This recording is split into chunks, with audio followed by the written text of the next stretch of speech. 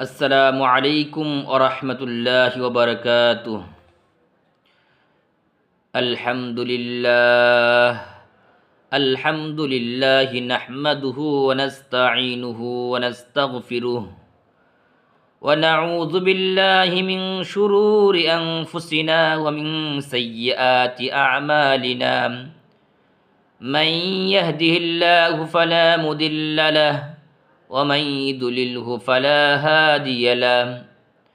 وأشهد أن لا إله إلا الله وحده لا شريك له وأشهد أن محمدا عبده ورسوله. أما بعد فأعوذ بالله من الشيطان الرجيم. بسم الله الرحمن الرحيم. يا أيها الذين آمنوا قوا أنفسكم وأهليكم نارا وقودها الناس والحجارة عليها ملائكة غلاظ شداد لا يعصون الله ما أمرهم ويفعلون ما يؤمرون.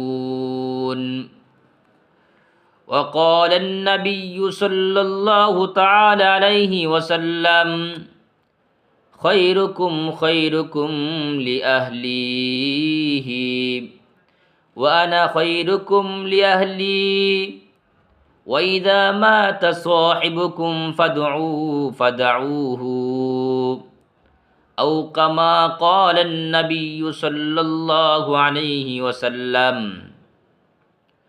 আলহামদুলিল্লাহ, আল্লাহ পাক রাব্বুল আলামিনের দরবারে লাখো কোটি শুকরিয়া যে মহান আল্লাহ পাক রাব্বুল আলামিন আমাদেরকে দ্বীনের কিছু আলোচনা বলা এবং শোনার জন্য তৌফিক এনায়েত ফরমায়াছেন। এই জন্যই আমরা অন্তরের অন্তঃস্থল থেকে আল্লাহ পাক রাব্বুল আলামিনের দরবারে শুকরিয়া জানাই। আলহামদুলিল্লাহ। সম্মানিত উপস্থিতি, আজকের আলোচ্য বিষয় হচ্ছে স্বামীর উপরে স্ত্রীর হক নিয়ে। স্বামীর উপরে স্ত্রীর কী কী অধিকার বা কী কী হক রয়েছে। তো স্বামীর উপরে স্ত্রীর অনেক অধিকার রয়েছে। আজকে আমরা কয়েকটি অধিকার নিয়ে আলোচনা করব। তো স্বামীর উপর স্ত্রীর প্রথম অধিকার হচ্ছে হুসনুল ইশরতি ওয়া মুআমালাতি যাওজাহ।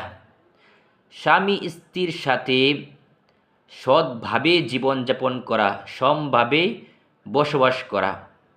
স্ত্রীর সাথে সৎভাবে জীবনযাপন করাটা এটা হচ্ছে স্বামীর উপর স্ত্রীর অধিকার। আল্লাহ পাক রাব্বুল আলামিন স্বামীকে নির্দেশ দিয়েছেন যেন স্ত্রীর সাথে সে সমভাবে সৎভাবে জীবনযাপন করে, ভালোভাবে জীবনযাপন করে। তো এ ব্যাপারে আল্লাহ তাআলা পবিত্র কুরআনের সূরাতুন নিসার 19 নং আয়াতের মধ্যে ইরশাদ ফরমান, ওয়াআশিরুহুন্না বিল মা'রুফ ওয়াআশিরুহুন্না বিল মা'রুফ। স্বামীদেরকে উদ্দেশ্য করে আল্লাহ তাআলা বলেন, তোমরা তাদের সাথে সৎভাবে জীবনযাপন করো। স্বামীদেরকে আল্লাহ তাআলা উদ্দেশ্য করে বলতেছে, তোমরা তোমাদের স্ত্রীদের সাথে সৎভাবে, সমভাবে, ভালোভাবে জীবনযাপন করো। যদি ভালোভাবে জীবনযাপন করতে পারো তাহলে তুমি সফল, তুমি ভালো মানুষ। যদি সমভাবে বা সৎভাবে জীবনযাপন স্ত্রীর সাথে করতে না পারো তাহলে রাসূলের ভাষ্য অনুযায়ী ওই পুরুষটা সে ভালো মানুষ হিসাবে বিবেচিত হবে না। এ ব্যাপারে একটি দৃষ্টান্ত হাদিস শরীফে এসেছে। আম্মাজান হযরত আয়েশা সিদ্দিকা রাদিয়াল্লাহু তাআলা আনহা থেকে বর্ণিত।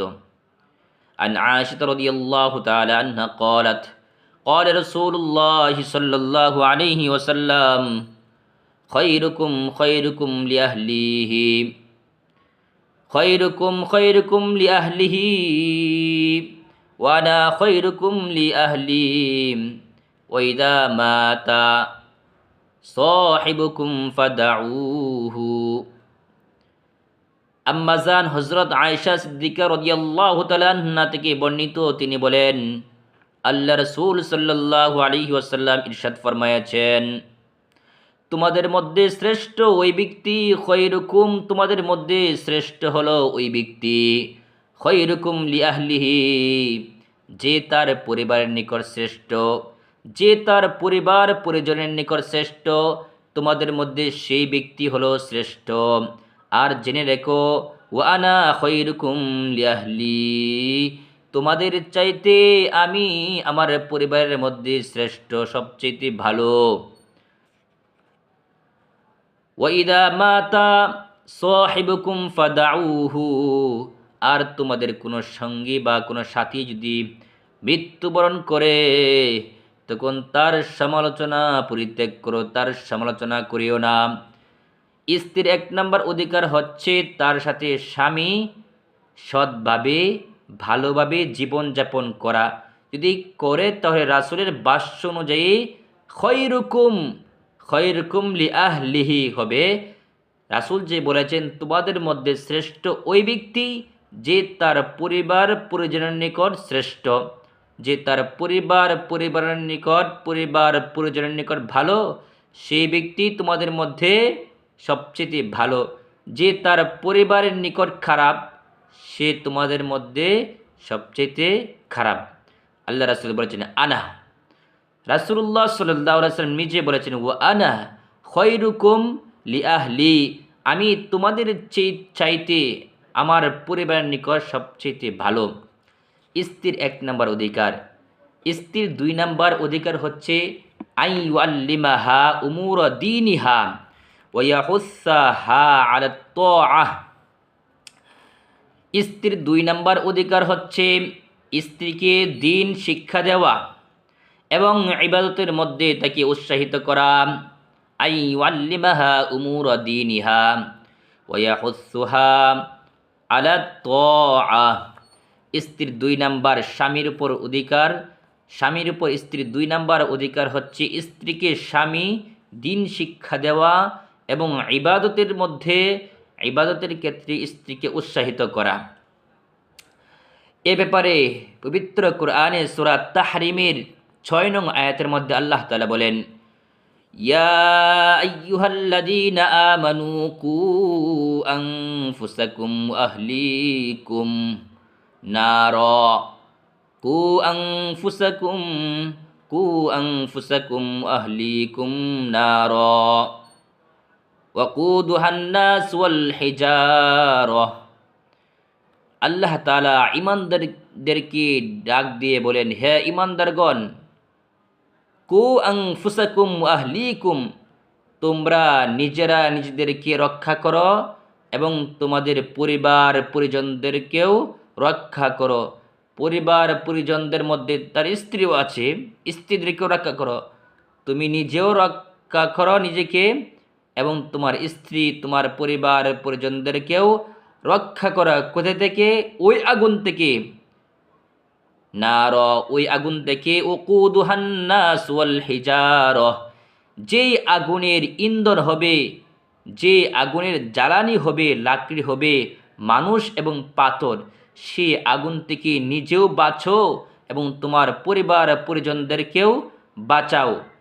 কারণ সে আগুনের পাশে এমন কিছু ফেরেশতা আল্লাহ তাআলা নিযুক্ত করে রেখেছেন যারা অনেক নির্মম, তাদের কোনো দয়া নাই, মায়া নেই, যারা অনেক কঠোর। আল্লাহ তাআলা বলেন আলাইহা মালাইকা, সেখানে ওই আগুনের পাশে, জাহান্নামের পাশে, সেখানে থাকবে অনেকগুলা ফেরেশতা। গিলাদুন শিদাদুল লা ইয়াসুনাল্লাহা মা আমারহুম, সেই ফেরেশতারা থাকবে অনেক কঠোর এবং নির্মম, কোনো দয়া তাদের নাই। তারা আল্লাহ তাআলা তাদেরকে যে নির্দেশ দিয়েছে সেই নির্দেশ পালন করতে তারা অবাধ্য হবে না, মানে তারা পালন করবে। আল্লাহ যদি শাস্তির ব্যাপারে তাদেরকে আদেশ করে থাকে তাহলে মানুষদেরকে তারা শাস্তি দিবে, আল্লাহর আদেশ অমান্য করবে না। ওয়াফআলুনা মা ইউমারুন, তারা তাই করবে যা আল্লাহ তাআলা তাদেরকে আদেশ করেছেন। তাহলে স্ত্রীকে বাঁচাতে হলে তাকে দ্বীন শেখাতে হবে এবং ইবাদতের ক্ষেত্রে তাকে উৎসাহিত করতে হবে। যদি সে দিন শিখে ইবাদত করে তাহলে সে আগুন থেকে বাঁচতে পারবে, আপনি নিজেও বাঁচতে পারবেন, তাদেরকেও বাঁচাতে পারবেন। তো স্ত্রীর 2 নাম্বার অধিকার স্বামীর উপর।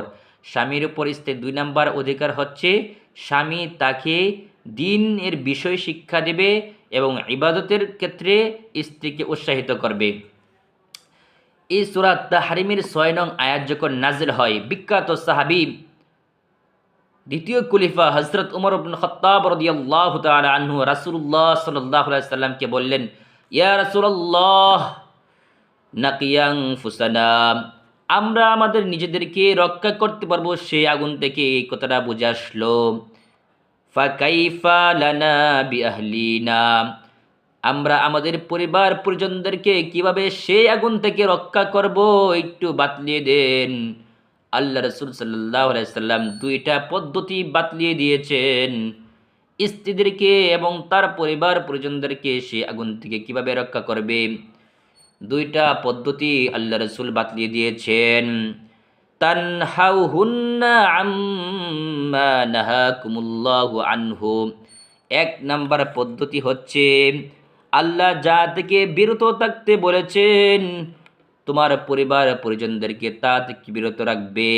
আবার বলতাছি, 1 নাম্বার পদ্ধতি হচ্ছে আগুন থেকে রক্ষা করার, আল্লাহ তাআলা যা থেকে বিরত থাকতে আদেশ করেছেন তা থেকে তোমার পরিবার পরিজনদেরকে বিরত রাখবে।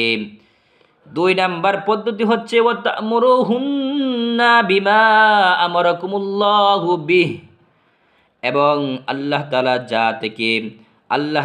যা আদেশ করেছেন তা আল্লাহ তাআলা যা আদেশ করেছেন পরিবার পরিজনদেরকে সে ব্যাপারে আদেশ করবে। আল্লাহ তাআলা যা নির্দেশ দিয়েছেন তোমার পরিবার পরিজনদেরকেও সে ব্যাপারে নির্দেশ করবে। এটা হচ্ছে 2 নাম্বার পদ্ধতি।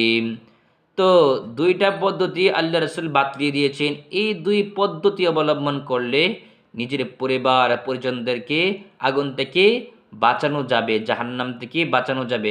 1 নাম্বার পদ্ধতি কি, আল্লাহ যা থেকে বিরত থাকতে বলেছেন তা থেকে পরিবার পরিজনদেরকে বিরত রাখা।